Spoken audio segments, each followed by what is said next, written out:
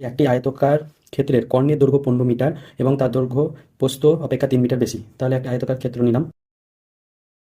তাহলে একটা আয়তক্ষেত্র ক্ষেত্র যার কর্ণের দৈর্ঘ্য বলেছে 15 মিটার।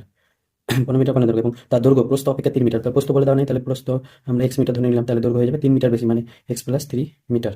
তাহলে যেহেতু প্রস্থ বলে নেই, তাহলে আমরা প্রস্থটা ধরে নিব। ধরি আয়তকার ক্ষেত্রের প্রস্থ সমান সমান এক্স মিটার। তাহলে আয়তকার ক্ষেত্রের দৈর্ঘ্য কত হবে? দৈর্ঘ্য হয়ে যাবে x+3 মিটার। তাহলে এটা প্রস্থ পেলাম, এটা দৈর্ঘ্য। এবার এটা দেখো একটা সমকোণী ত্রিভুজ চলে এসেছে। তাহলে সমকোণী ত্রিভুজ আসলে শ্রীধর আচার্যের সূত্রের সাহায্যে কি পাবো?